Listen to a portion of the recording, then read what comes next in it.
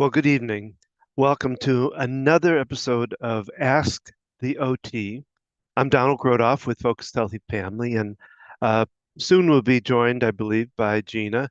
But each episode, you have the opportunity to ask questions of Gina Grothoff, who is an occupational therapist um, with over 30 years of experience, and she's dedicated to caring for the senior population. That's what she's been doing her work in for those 30 years. Um, her knowledge and her compassion, approach make her invaluable resource for anyone navigating this journey of taking care of a loved one. And tonight we live this. So um, when you see this and you're watching it, know that besides the fact that Gina is a professional, that is an occupational therapist who works with patients in this senior population almost every day. And uh, not only does she do that, but she's also a caregiver for her father. And so we are in the midst of this senior population. The sandwich generation is a big part of what people we work with. Sandwich generation are the parents that are sandwiched in between raising kids and at the same time taking care of a senior, aging senior.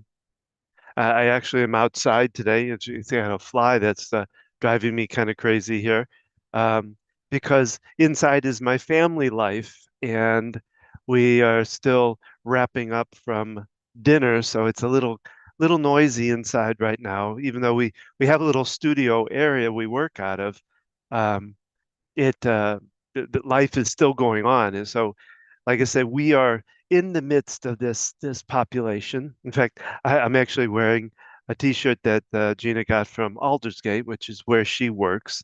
Has been working there for I think 5 or 6 years, and um, I can read what I don't have a teleprompter, so I can read what I kind of wrote out about this.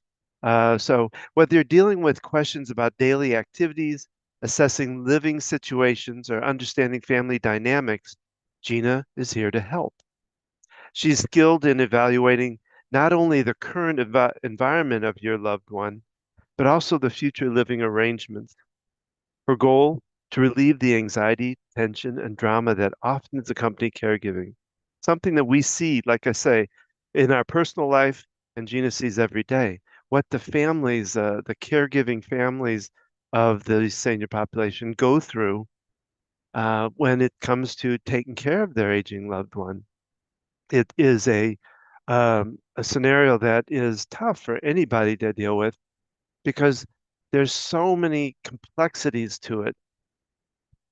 And so I'll continue on reading. But remember, being a caregiver isn't limited to professionals like nurses or CNAs or hospital staff. And that's one thing we're working on too, is helping people to understand. We get a lot of people that they take care of a parent. They don't really consider themselves a caregiver. It's just something that I do. This is something I have a parent needs my help, can't they can't live on their own, and they're living with us or with me or with whoever it is. That my in-laws are not living with me. My father-in-law is in a memory care unit. Um, but for those that are have a parent living with them, they just think it's kind of an obligation or that it's a family situation. And so they don't really consider themselves as a caregiver and think about the fact of what caregivers go through and the fact that a lot of times caregivers, they really have to take care of themselves. They can be burnt out. They can get sick. And I think there's even statistics and studies out there that have shown that a lot of times the caregiver gets sicker than the person they're caring for. So it's one of these things that we want everybody to understand. If you're in that situation where you have a loved one, a relative, a parent, maybe even a spouse especially, You wouldn't necessarily, if you had, it's part of the bond of marriage is sickness and health. Being there, you say it in your vows. So you think, well, it's just part of what I have to do as a spouse. I have to take care of my partner, and they don't really consider themselves as caregivers, and thus they they they become they're giving it out. They're taking care of them and not taking care of themselves. And so it's really important to think about yourself and understand if you're in that situation that you are a caregiver and that there's a lot that has to be taken into consideration for yourself as well as your loved one. A lot of questions. And so that's why, Gina's always felt that it was important to to give to the community. She gives in so many ways. That's the the tough part about it. She caregives at work for her patients that she deals with as an occupational therapist, helping them. Occupational therapists are ones um, that help people back into daily living. That's, physical therapist works more with the body and physical activities. And occupationals work with a lot of physicality too, hand works and arms, and um, but their big thing is ADLs, activities of daily living, getting somebody back into the swing of daily life after they've had a stroke or they've had a head injury or they're dealing with dementia or anxiety. And she's been doing it for 30 years. So like I said on here, being a caregiver is more than just being a professional caregiver. It's a personal thing too, and we have to take care of ourselves in that place. Anyone who plays a role in caring for an aging parent, elderly relative, a friend, a spouse. Gina understands the emotional and physical challenges you face and is here to support you every step of the way. Imagine having someone to hold your hand as you and your loved one embark on this challenging journey. And challenging, I'd have to say, is a light word compared to what that journey is really like. It is a rough journey as they progress with their aging. Um, but that's exactly what Gina offers. Her personalized approach ensures you that you don't have to face these challenges alone. And that's the big part of what we are doing because we know what it's like to face these things, as a couple. Luckily, we're not alone. We have each other and we're both supportive. We both pitch into it, spending time with our relative, our father, my father-in-law, her dad, um, and and that takes a lot, and it takes a. This is where just like they say as um, when you're raising young kids, it takes a community. But kind of the same thing here, but it's harder to find that community and the caregiving person. It's important for them to ask. That's why we have Ask the OT, but it's important to ask for what you need. And, that can be difficult because you don't want to burden anybody. And, it's a lot of anxiety and stress, and you don't really want to put that on anybody else. But you really have to, at some point, be willing to ask and get help, find help. It could be at a local church. There are a lot of different associations, Parkinson's Association, um, caregiving uh, associations or groups that can support you, that can be there for you to help in any way that you need. It might be a group that'll come out and cut your grass or um, come in and help you do laundry or make some meals for you so that it take that burden off of you. So it's important to look around to really search out for the resources that are out there. And that's where Gina and myself can help. We do individual consulting and what Gina will do. will sit down with you and look at what's going on for you and kind of assess your situation, your environment, um, and all the things that are going on for you, and then be able to help you kind of map through them, help you, like it says, handhold you through it a little bit, to know you have somebody there that you can count on to ask questions, um, guide you along. Because, one of the things I know Gina's goal is to actually write a book about all the different transitions that happen as you deal with an aging loved one. We've seen all of those transitions ourselves. The, the progression of the transition itself, when you start recognizing the symptoms and the characteristics of the disorder or disease or the thing that the loved one is going through, like Parkinson's or well ADHD, dementia, Alzheimer's. When you start noticing that is a change, that is a transition because everything changes it at that point. And then there's a lot of times a certain point where they end up in the hospital.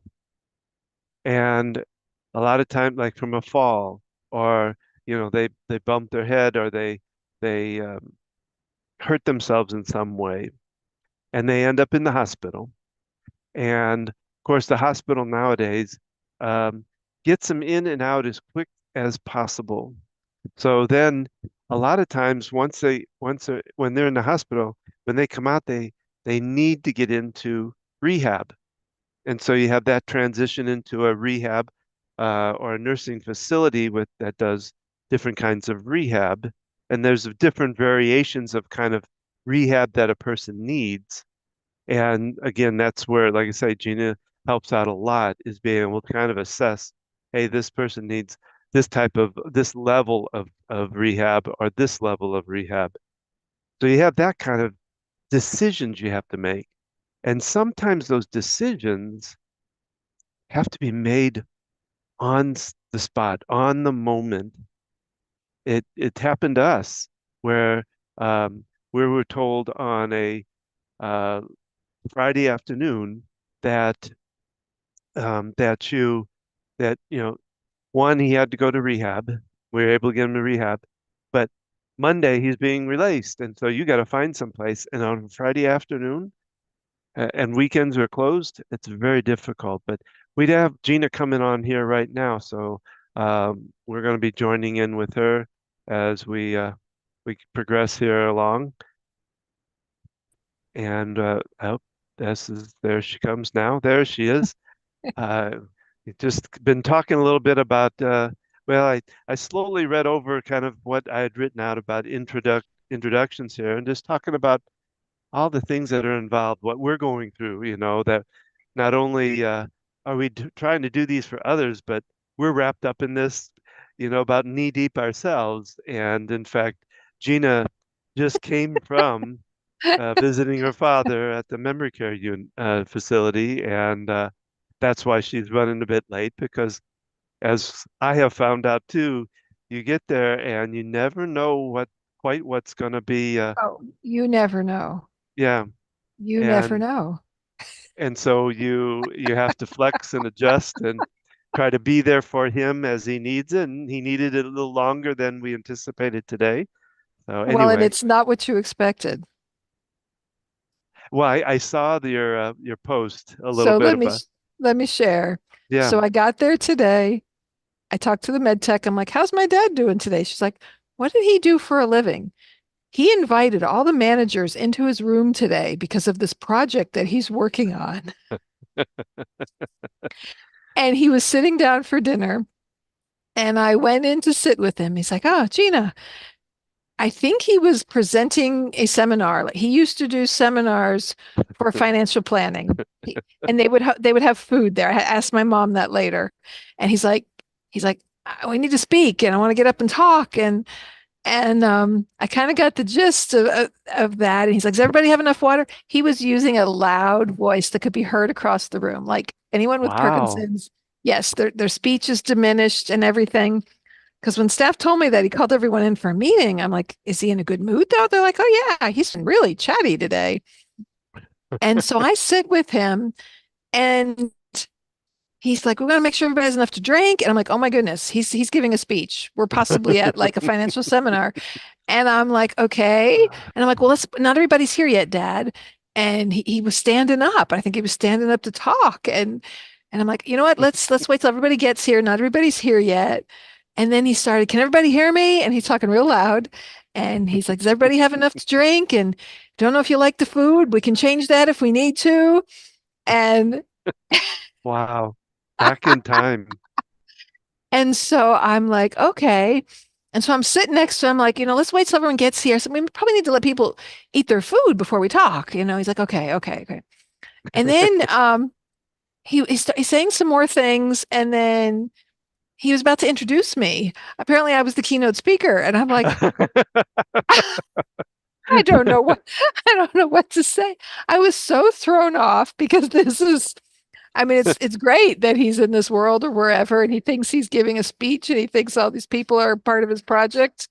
Um, and I just had to step away from it. So I'm like, I got to use the restroom. I'll be back. And I go in his room, and then I find papers all over, and I wind up calling my mom. And that's when I asked her, did you guys serve food when you did those? Because she kind of was his kind of administrative assistant, and I knew he used to, that's how he got clients. He gave these free financial seminars. I used to help send the mailings out for him, hand stamped, um, little, I don't know if they were postcards, whatever they were. I helped with that. I did that kind of work for him back when I was, I guess, in college.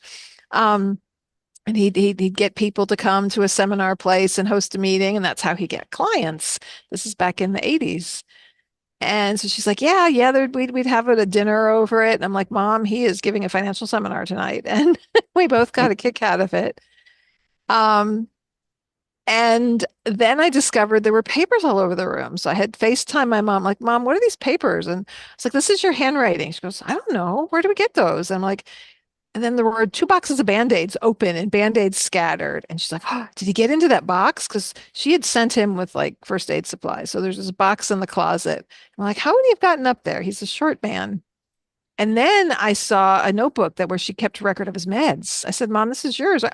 Oh, is there a bag there? There's the red bag when she The would red go to bag. Yeah, I the saw that hospital. Did you yesterday. see that? Okay. So he took Yeah, I was everything out of reading. the red bag. He took out the Band-Aids. Oh There was my. a little granola bar. I'm like, Mom, did you keep like a snack? Oh yeah, maybe. Those paper.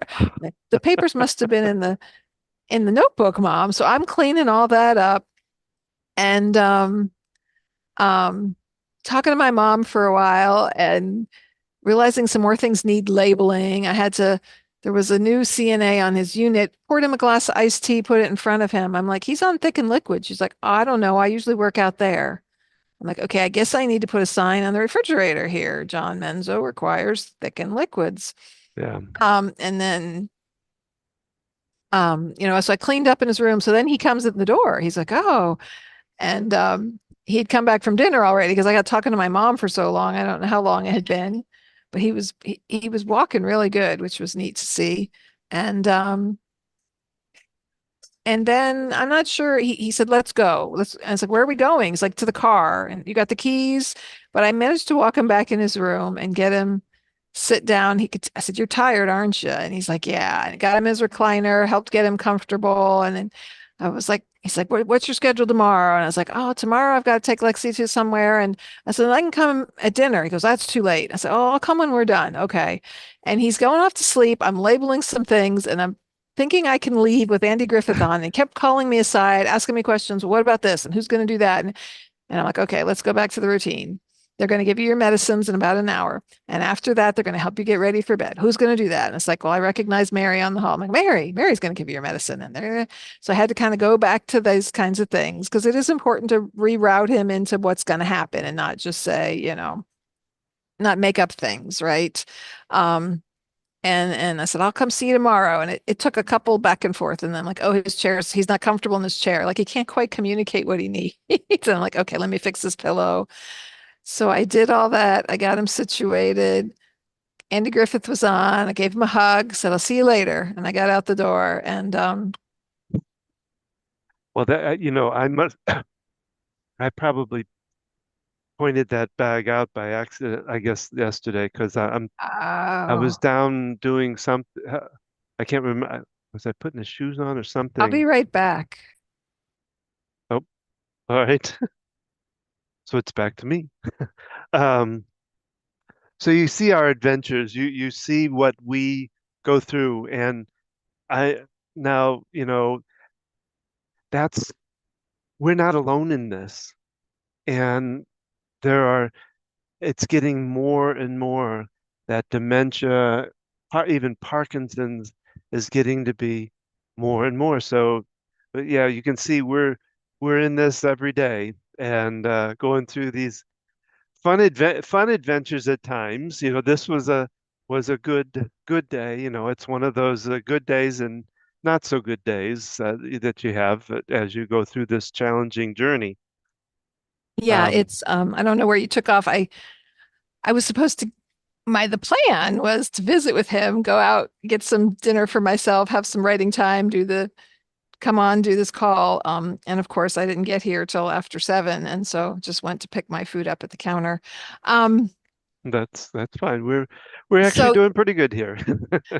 I'm realizing the importance of having these signs. My mom sent fruit with him, put him in a cooler bag, and it's just sitting in the cooler bag. Yeah, I And was wondering about that. she's like, "Oh, they're not feeding him his fruit." And like, you have to tell people there's fruit here for him. And I'm like, Mom, he can't see very well. If he's sitting in the chair, I don't think he has very much peripheral vision at all. And so I said, "You want a peach?" She's go, "Yeah, give me one of those." So we went out and sat on a bench together, and I ate a peach and he ate a peach.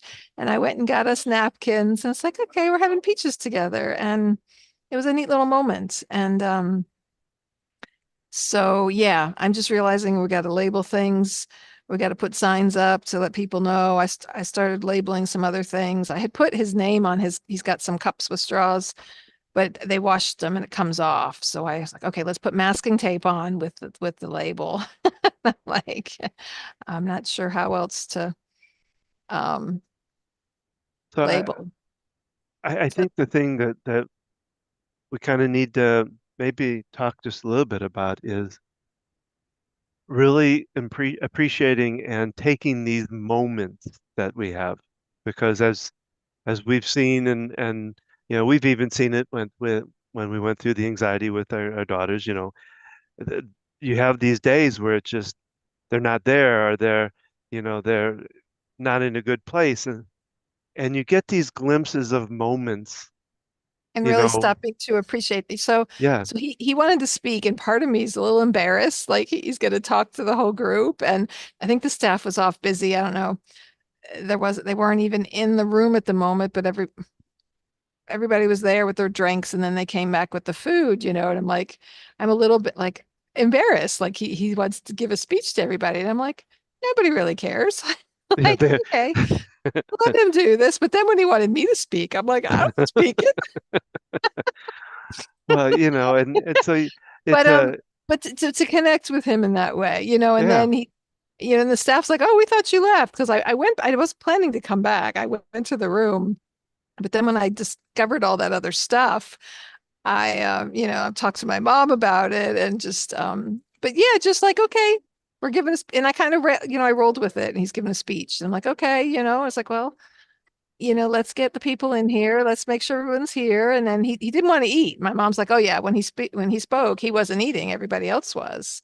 yeah. So, and he's like, how's the food, everybody? And if it's not good, we can change it. And I said, and he's standing up, and I'm like, let's sit down. Let me try the food and just see what we think of it. So I was like, I had to convince him to sit down at the table. I was like, here, because he's moving good today. He was walking around without his walker. So I'm like, I had to, like, okay, let's sit down, let's have a seat. And, I had to, let's try the food, see what it's like, and I started a conversation with the other guy at the table and trying to engage, him in this conversation. The guy's talking about motorcycles, but my dad was still He prepping for was his speech. he was focused on that, I was trying to kind of shift things a little bit, but I was like, whoa, he's really steadfast, because he ate a little bit and then he was back to, okay, we're going to talk. And I'm not sure where we were going with it, but well, it but was, it's all about like I say, it's about, to me, it's about taking these moments and really enjoying them, appreciating Yeah. them, and letting them Yes. happen versus, Yes. you know, Yes.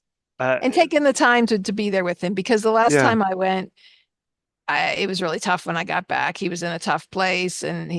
he was fretting over searching for my mom because my mom had been to visit him 2 days in a row or 3 days. And she's, an hour and a half away trying to get the house ready to sell. And so then they told me when I came in that day, he was pacing the halls looking for Ellen. Yeah. Well, And he had seen a lot of her over those couple of days, and more than he had been for a while. So, well, yeah, and it's just a change in routine and just, so I didn't know what I was going to expect when I got there. I'm like, okay.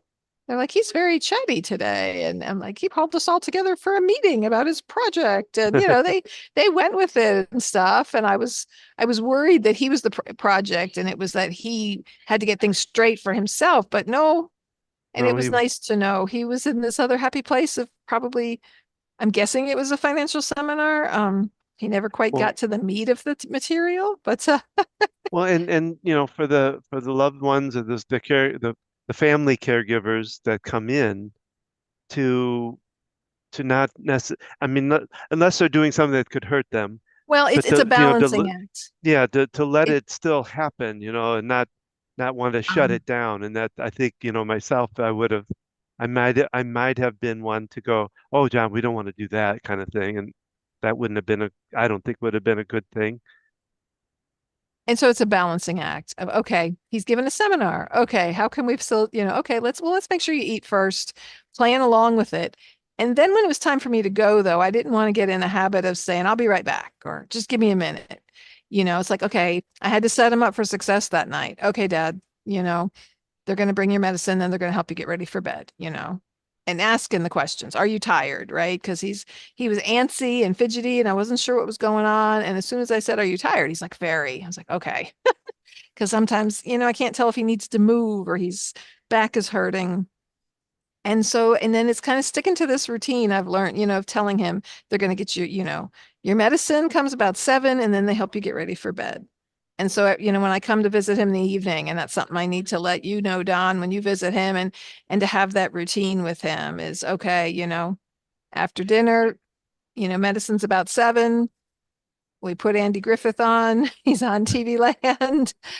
And and they're going to get your medicine and then they help you get to bed. And then I exit while Andy Griffith is on. So that's probably having some routines like that, having a little bit of, routine. It's helpful to all of us, right? It helps kids to Hmm. get in a schedule and it really helps people with dementia to know what to expect and Hmm. to know what's going on. And so I'm just realizing, okay, how can I help incorporate that for him? And I'm also learning I've got to empower other people and I've got to teach others and not feel like I have to take it on myself and do all of it and be there all the time and be everything and do everything Yeah, for him. I was thinking about that at work today as I was at work for my 4 hours that turned into more like 6. And someone's like, "Oh, you're going home now," because I left at whatever time it was, 1:30 or 2. I'm like, "Yeah, I'm going to take care of my dad now, right?" And a lot of times I wind up helping my dad to the bathroom. And it's like, okay, sure I can help him, but there's also times when I can say, hey, let the staff do that. yeah. And because he's got to get used to that because I'm not there all the time. And then I can clean up his room or I can work on something else or I could take care of myself for a minute. So setting boundaries and me educating other people.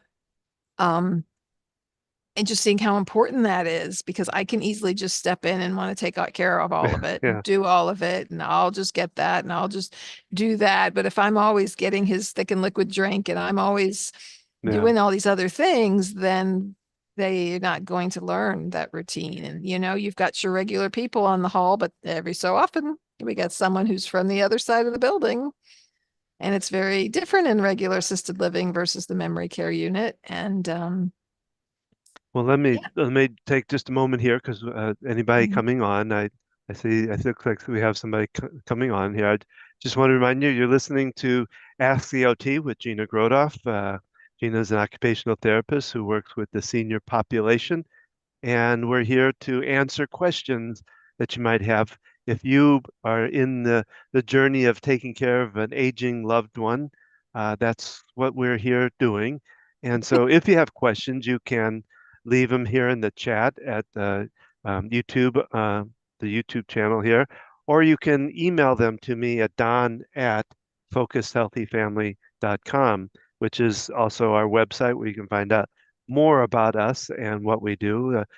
Gina consults. We both do some work with caregivers and helping them out. Gina can consult with you and help you assess your situation. So again, you're with Ask the OT and with Gina Grothoff. You're rocking. The world Yeah, is no, moving. I came outside because we were still finishing up dinner, and it was kind of noisy in there. So I Yeah. decided to Next come time out you here. need the platform to raise your Yeah, um I know. um It's been a busy day for you and for us too. So yes, we're it is busy and it's a juggling act, right? And it's learning, okay, we got to take care of ourselves. And it's like after this, I was like, it was almost 7, and I'm like, okay, now what do I do? Like, and I just sat in the car for a minute, like, and for a minute, I'm like, maybe I'll just sit here and do the Ask the OT from the car right here at Terabella. And then I'm like, you know what? I'm really hungry. And I had to make a decision about going home. I'm like, oh, but then I get in the middle of all the home mix. And I'm like, okay, this was my plan. Go get your salad, have some time to yourself, because I've literally been either with taking care of my dad, with the kids, or working almost nonstop for a while. And it's getting to me. I've been exhausted. I sat down to do paperwork at work a couple days ago at 9 in the morning and my eyes started closing. And I'm like, whoa, I'm falling asleep at 9 a.m. and just seeing the toll it takes and realizing, okay, I got to take care of myself and I've got to figure out what the boundaries are, what things can I do, what can I delegate, and because it's easy to just fall into that taking care of everything. And I do have supportive family members. My brother was here and he was great, and yet he's back in Pennsylvania now. My mom's busy trying to get her house ready to sell, and so that's a whole lot on her and just what she's going through with that. And my brother's been helping her. He was in person and now virtually. And letting, like, Don, and making lists and saying, here, this is what you can do when you visit him, giving that guidance. I'm hoping to empower our grown children who have cars and jobs that they can go visit grandpa. And okay, how do we establish some kind of routine for them? Because who knows what grandpa's going to be like when they go there. And so that unknown is they're uncertain about that themselves. And and this is a big teaching moment for them though too. oh yeah. And learning how to deal with you know somebody with dementia, but just learning to deal with different kinds of situations. That it's not Yeah. all, that not everything goes roses and ice cream. Well, one of our kids was like, I need something to talk about with grandpa because I need what we need an activity to do because I don't always know what he's saying. And, what can we, something to do. And I know the one day my brother and mom were there and there was like it was like beanbag toss with the Mhm. target. And so it's like, okay, having something like an activity that they can engage in together. So we need to define what those activities are so they, know. And this is the kind of thing I've been helping other family members, their caregivers in all the different locations that I've worked at. I imagine you shared that already, Don. In my 30 plus years as an Yeah. occupational therapist, I've worked in acute rehabilitation, short term, long term rehabilitation. So that's what they call skilled nursing facilities, nursing homes, but not Well, only people who live there, but people who need just short term rehab before going home. Is somebody coming? You're no, I got pointing. Aldersgate Oh, on your shirt. shirt. I just saw an arrow and I'm like, Oh no, no. something Um, back there? I've worked in home health care. I've worked in assisted livings, independent livings, right? So I have this knowledge, this experience as an occupational therapist. I spend a lot of time educating families, caregivers, and other people, as well as working one-on-one with patients of different diagnoses, a whole variety. And now having all this experience with my dad since his first diagnosed with Parkinson's, which is 17 years ago, and the different encounters that we're having. And now, I've worked in assisted livings, but now moving to a family member into assisted living, I'm getting a whole new eye opener of things that entail and what's involved. So I'm putting together some different pamphlets and for people to help share this information. And Don and I do speaking talks at support group meetings and other places. And to really help you and your loved one, I'd love to work one-on-one with you in your situation, whether it's a hour consult one time or whether we work more closely together, because Well, it's a challenge to navigate it. I'm challenged navigating it, yeah, and I have all this years of experience. I talked about before you got on about wanting to help through the multiple transitions that you go through, and I kind of just started I because I talked about really one of the first transitions in reality is when you start one you get a diagnosis or one you start seeing the symptoms. That's a transition too because Mhm. there's a big change that goes on. And then I started to talk about going from hospital to rehab, and I hadn't been able to take it any further than that. But, that's one area that really needs the help because And the there's so trans much to it. you talk about transitions, and the transitions are different for the person going through it, their loved ones around them, their spouse. The transition from this is your partner, they've been married, my parents have been married going on 59 years, but there's a point when she becomes his caregiver. And that's a transition. That's a bit of a loss, the loss of the relationship as you knew it. And we all experience these things differently. When my dad was diagnosed, he barely had any symptoms. He had this tiny little tremor in his hand, and it was very early on because I was surprised the doctor diagnosed him because there was no definitive test. It was just the symptoms. And so he started on treatment right away. But I knew in my mind, I work with people with end stage Parkinson's and how debilitating it can be. And so my mind, was already imagining that with my dad and where he was at. And so it was kind of a, like you talked about, just that acknowledging that. And Mhm. I don't know what my dad went through when he was told it was Parkinson's. Different people have different perceptions of things, and not everyone with Parkinson's gets dementia.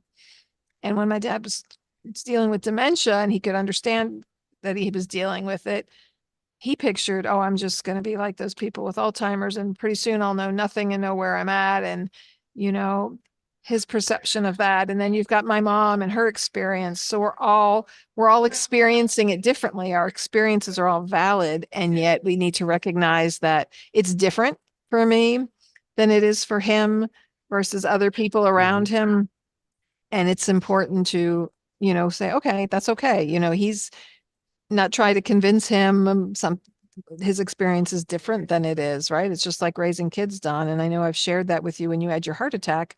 You had the experience of having the heart attack, of passing out in our living room, going into ventricular tachycardia, being rushed to the ambulance, which you don't remember, and being waken up and being told you had had a heart attack. And I had the experience of this, my husband nearly dying, kind of pretty much almost there in the house with the kids. And so our experiences, even though they are the same sort of, It's it the looked same.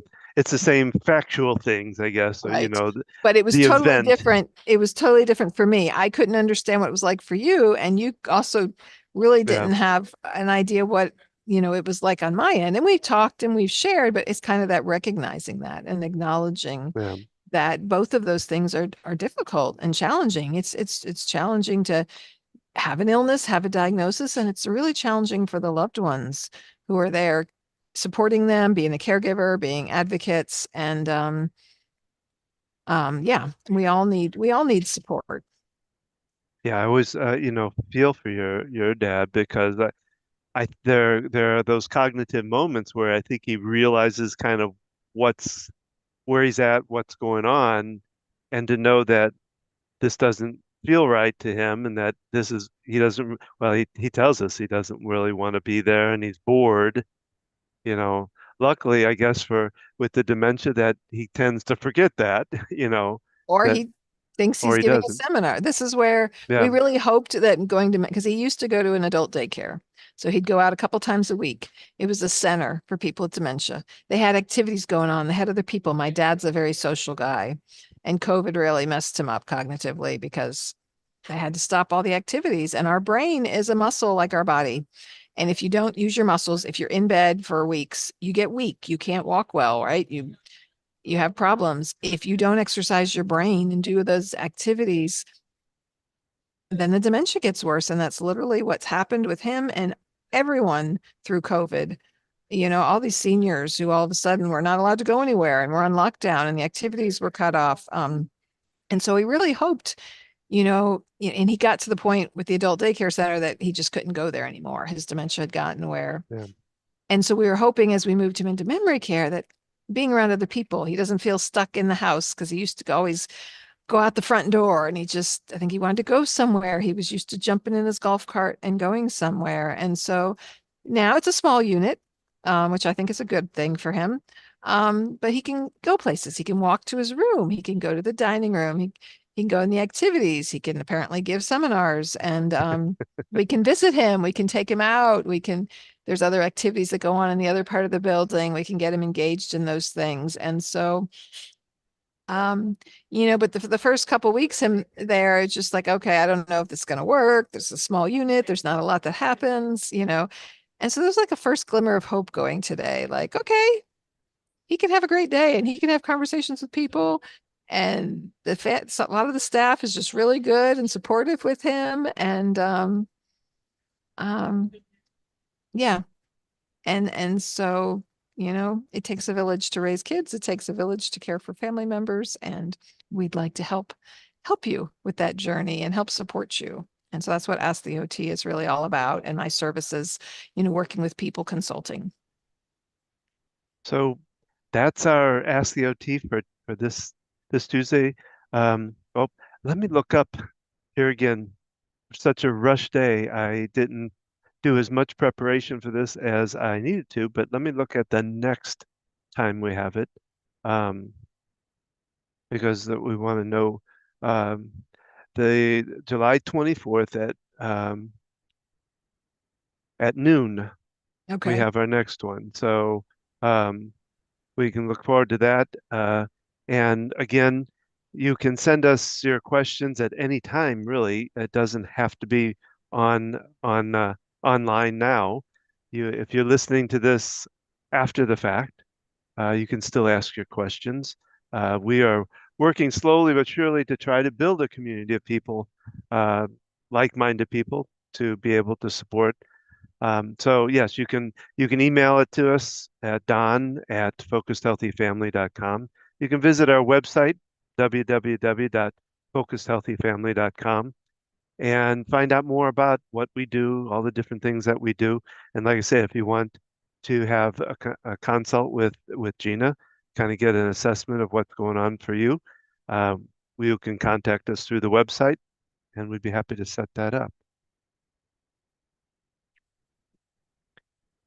And remember, how you speak to your kids and your family today shapes their future and yours.